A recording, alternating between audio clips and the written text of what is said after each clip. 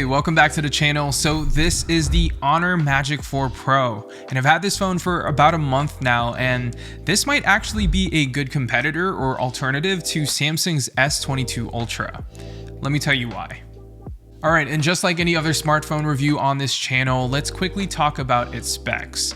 So the Honor Magic 4 Pro packs a 6.8-inch OLED display with 120Hz refresh rate that's capable of dipping down to 1Hz to save on battery. Now it's also using Snapdragon's 8 Gen 1 with 8 gigs of RAM and 256 gigs of storage, but in some countries you can pick this up with 12 gigs of RAM and 512 gigs of storage as well. Now this also packs a decent sized 4600 mAh battery with, get this, 100-watt wired and wireless charging, which is bananas. And no, that's not a typo. This phone can literally charge as fast as my 14-inch M1 Max MacBook Pro. Crazy. So for a phone this size, the battery capacity isn't huge. I think 4600 mAh is all right. I would have loved to see at least 5000 mAh here just for the sake of matching with the rest of its competition like the S22 Ultra or the Oppo Find X5 Pro. But to be honest, I don't really think that it's necessary here since you can charge this phone up to 100 watts wired or wireless, which like I said, it's bananas. And I know what you're thinking, this probably isn't the safest thing to leave charging overnight, or the phone won't last long because the battery is going to die if it's charging this fast all the time. And honestly, after a month of using this phone, I've been charging this phone wirelessly using the optional $185 100-watt wireless charger, and it's been perfectly fine. I haven't seen any impact on day-to-day usage, but we'll see how this holds up after 6 months. So if you want me to revisit this, then let me know in the comments below. Alright, after about 25 to 30 minutes of charging using the 100-watt wireless charger, the battery went from 20% to about 85%, which is pretty much what I'd expect from a 100-watt charger. In comparison, Apple's MagSafe charger only charges up the iPhone to 30% in 30 minutes, but that's fine for most people. Now, when it comes to my screen on time, you'll probably get about 5 to 5.5 hours of screen on time, depending on what you're doing and what settings you have enabled or disabled, and also what apps you're using on a daily basis. But for me, that's about the average I'd get after using this thing for a month, and I'm perfectly fine with that since I have access to crazy fast charging like the 100-watt wireless charger that I have. Now, when it comes to its overall design, it's not as massive compared to the S22 Ultra, even though both phones feature similar 6.8-inch displays. The Honor Magic 4 Pro is actually thinner with curves on both sides, and the metal sides are rather slim, so holding the phone one-handed isn't that big of an issue for me. Now, I've said this in almost all my Android flagship reviews that curved screens are not it. I'm just not a fan.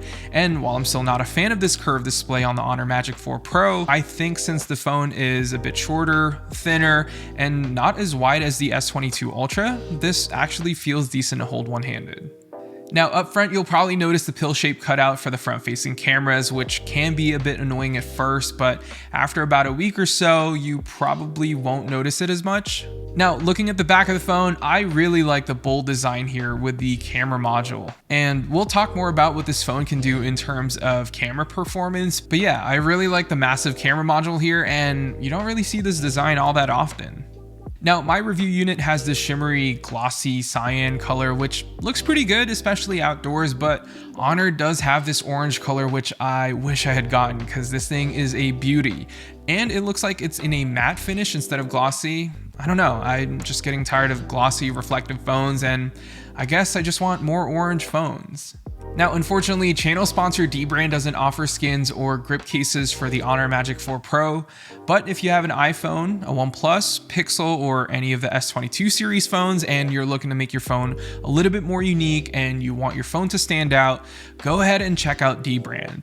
They make the best and most precise skins in the game, and look what I've done to my PS5, iPad Pro, Pixel 6, and iPhone 13 Pro. These are all skins from Dbrand, so if you want your tech products to look more unique and have it stand out, then check out the first link down below or go to dbrand.com/heymarkel.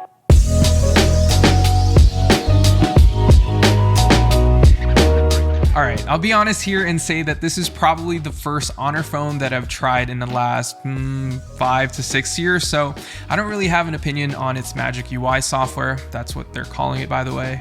It's fine for the most part, but there are some minor annoyances here, especially coming from the S22 Ultra and Pixel 6. One, the haptics when navigating throughout the OS isn't there. So whenever I would back swipe on Android, there's usually feedback here. On this phone, it's very, very rare to have that haptic feedback, but also the feedback doesn't feel as precise, which I'm just not a fan of. Secondly, adding widgets to my home screen using the stock launcher was a mess. They're called cards instead of widgets, and the Honor made widgets are very similar to iOS with pre-made sizes, which looks great with rounded edges, but when you put widgets that you've downloaded from the Play Store, you'll get these really sharp edges, which just doesn't look as good. And lastly, there's just not a ton of customization options here. Maybe I'm just asking too much, but I do want options to change maybe the intensity of the haptic feedback, or maybe a little bit more home screen customizations. And the settings are somewhat a mess, and it's just really hard to find what you're looking for.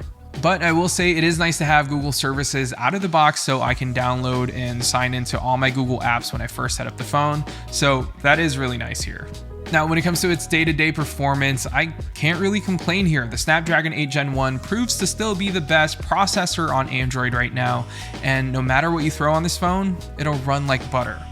Plus, with that 120Hz refresh rate, everything looks good and feels smooth too. From the animations down to the swiping mechanics on Android. Now, I also want to quickly highlight that the speakers on this phone sounds pretty good. It's clear, it gets loud, and there's plenty of bass here, which is really nice to hear because this phone is pretty thin. Now, one thing I will knock this phone for though is its display brightness. Display quality and the color accuracy is great, but it just doesn't get super bright outdoors with a peak brightness of 1000 nits, which is kind of a bummer. But for everyday consumers and those of you who aren't really interested in specs all that much, and you want a phone with a really good display, then you'll still be happy with this phone. But if you're a tech nerd that just wants the best everything, well, this is one area where they don't really deliver. Okay, now let's talk about those cameras. So the Honor Magic 4 Pro, like I said in the beginning, might give the S22 Ultra a run for its money. While it's not packing a quad camera array like the S22 Ultra, the triple camera setup on this phone is still pretty impressive. So on the back, you have a 50 megapixel wide camera, a 50 megapixel ultra wide camera, and a 64 megapixel 3.5x telephoto camera that's capable of zooming in up to 100x digitally. And then you have these two other sensors on the back, which are the flicker sensor and time of flight sensor to give you flicker-free photos and the best autofocus performance. Now up front, behind the pill-shaped cutout is a 12 megapixel ultra-wide front-facing camera, which is rare to see nowadays, and a 3D depth camera, which is used for a better and more secure face unlock. And I'll just cut to the chase here. I don't really want to make this video too long, but the photos out of the Honor Magic 4 Pro is surprisingly really good. It's very similar to the S22 Ultra, but with less contrast, and the processing looks great in my opinion, and if you like Samsung's photo processing, it's somewhat similar here with the Magic 4 Pro. It's got accurate colors and the proper exposure, but with less punchy contrast. Now, the 100x zoom, in my opinion, isn't as good as the S22 Ultra. There's definitely more clarity on the Samsung, but the Magic 4 Pro isn't that far behind. But overall though, it's a well-balanced shooter, and I really like how the shots look out of this phone. The ultra-wide front-facing camera is a nice touch too, which is something we don't actually see on other flagships nowadays. It's pretty detailed and not over-processed, and just like the rear cameras, it's well-balanced. Now, there are a ton of shooting options on the camera front with this phone, from portrait mode to night mode to aperture mode and pro mode, to a point where Honor even made a second video mode called Movie so that you can shoot 21:9 4K 24p log videos, and you can select one of their pre-made LUTs, which are built into the phone. Now, shooting log is mostly beneficial when you want to get the most dynamic range out of a camera, but I don't really think that it's necessary to shoot log videos on your phone just yet, but it is nice to have that if you are an avid filmmaker and this is your only camera. So when it comes to low light photography, it's decent. This is where the processing kind of gets muddy, and since the main wide camera doesn't have OIS for whatever reason, in my opinion, it just doesn't look as good as other flagships. Now, I'm not exactly sure why Honor took out OIS for its main wide camera, but if you don't really shoot in low light conditions anyways, then you'll still really enjoy the photos out of this phone. But yeah, that's about it for the Honor Magic 4 Pro. It's an interesting device that can definitely go head to head with the S22 Ultra. So if you don't really need the S Pen, but still want to be able to shoot incredible photos and want to try something that isn't a Samsung device, this is a great choice. Plus, this can charge up to 100 watt wired or wireless, which the S22 Ultra can't do. Now, besides the Honor Magic 4 Pro, there is the Honor Magic 4 Ultimate, which houses a better main camera and more storage and RAM. So if you want a review on that, just sound off in the comments and I'll do my best to give you guys that video as soon as possible. Oh, and one last thing, this is technically only available in Europe and Asia, but I have been testing this on T-Mobile's 5G network here in LA, and so far so good. If you do want to pick it up, I'll make sure to link the phone in the description below so you can pick one up. Anyways, thank you all so much for watching, and yeah, I'll see you all in the next one.